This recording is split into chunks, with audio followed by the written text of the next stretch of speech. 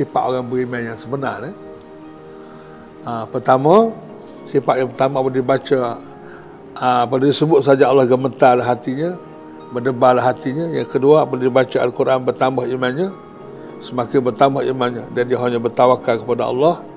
Dia mendirikan salat dan dia membelanjakan sebahagian dari hartanya di jalan Allah. Maka Allah bagi satu garanti, satu jaminan, satu pengiktiraf lah. Ulaika humul mu'minuna haqqan. Mereka itulah orang yang beriman dengan sebenar-benarnya. Mereka itulah orang yang sebenar-benar beriman, bukan main-main. Lahum darajatun inda rabbihim. Mereka itu mempunyai kedudukan yang tinggi di sisi Tuhan mereka. Mempunyai kedudukan yang tinggi di sisi Tuhan mereka. Wa maghfirah, mereka juga mendapat keampunan Allah. Wa rizqun karim, dan rezeki yang mulia, iaitu syurga. Itulah beriman yang membawa tuah yang besar kepada setiap orang yang beriman. Itulah jaminan masa depan daripada Allah Subhanahu wa ta'ala kepada orang-orang yang beriman yang sebenar-benarnya.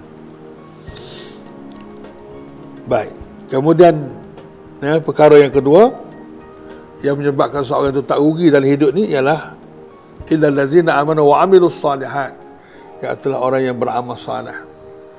Beramal salih ni satu istilah yang luas ni. Amal salih ni amal tu makna kerja. Amal tu makna kerja. Nak jadi salih, salih makna sesuai, diterima oleh Allah. Amal yang baik yang akan diterima oleh Allah. Nah, iaitulah apa saja yang dilakukan oleh sesiapa saja yang beriman, syaratnya mesti beriman dulu. Untuk melakukan amal salih nombor satu, mestilah dia beriman pada Allah. Untuk menjadikan amal itu salih, nombor satu, amal itu dibuat berdasar kepada iman. Nombor dua, amal itu mestilah mengikut syariat, mengikut undang-undang Allah Subhanahu Wa Taala, ikut hukum Allah, barulah jadi salih. Kalau tak ikut hukum Allah, amal itu sia-sia, tak jadi salih, tidak diiktiraf oleh Allah. Dan yang ketiga, mesti ikhlas. Mesti ikhlas kerana Allah. Cukup 3 syarat tu, buatlah apa atas dunia ni, kerjalah apa sekalipun, maka ia dipanggil amal salih. Maka orang yang senantiasa buat amal salih ni juga orang yang tidak rugi. Sama ada dia hidup lama ke, panjang usia ke, pendek ke usia dia tetap orang yang tidak rugi, sebab dia dapat mengisi kehidupannya dengan maksimal, dengan sebaik-baiknya. Yang ketiga, wa tawassaw bil haq, orang yang sentiasa berpesan dengan kebenaran. Sama ada berpesan itu dengan melalui pendidikan, pengajian-pengajian, atau majlis-majlis ilmu, atau melalui khutbah ke, ceramah ke, kuliah ke, apa sajalah. Berbagai-bagai jenis media untuk berpesan ni macam-macam kan. Tambah-tambah di zaman kita ni banyak lagi media yang boleh kita guna untuk senantiasa berpesan dengan kebenaran. Kebenaran itu ialah al-haqqu min rabbik, kebenaran itu daripada Tuhan kamu. Dan apa saja yang kita pesan tentang ajaran Allah dan apa yang disampaikan oleh Allah, itu adalah al-haq, itu adalah benda yang sebenar, yang sepatutnya dimiliki dan diperolehi oleh setiap orang. Jadi memesan itu berarti kita sudah menyampaikan kebenaran kepadanya. Tapi dia guna perkataan berpesan. Menunjukkan benda itu besar, serius.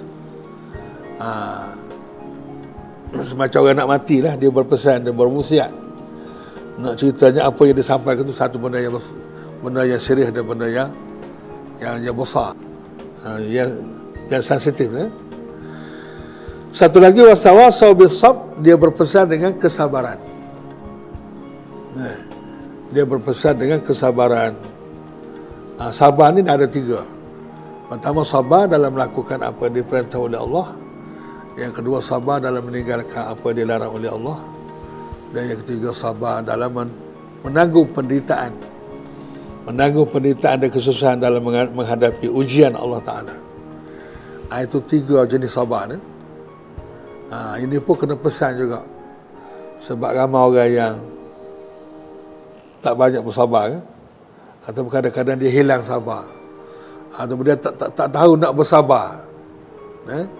Maka kita kena berpesan, ajar sabar ni, dan memastikan diri kita boleh bersabar, keluarga kita boleh bersabar, masyarakat kita boleh bersabar, dan kita cuba ikhtiar supaya sabar ni menjadi amalan masyarakat, dapat di masyarakat, kerana sabarlah merupakan amalan yang besar. Ada 3 jenis sabar. Pertama, sabar dalam melakukan apa yang diperintah oleh Allah, sabar meninggalkan apa yang dilarang oleh Allah, sabar dalam menghadapi segala ujian, kesusahan menghadapi ujian Allah Ta'ala, dan pahalanya sangat besar. Allah sebut, innama yuwaffas sabiruna ajrahum bighairi hisab. Sesungguhnya Allah Ta'ala akan bayar penuh pahala orang sabar ni bighairi hisab, dengan tak boleh nak kira banyak, tak boleh nak hitung jumlahnya. Nak cerita bagaimana besarnya nilai amalan sabar yang dilakukan dalam kehidupan kita, sama ada sabar dalam melakukan apa yang diperintah oleh Allah, dan sabar dalam meninggalkan apa yang dilarang, dan sabar dalam menghadapi segala ujian Allah.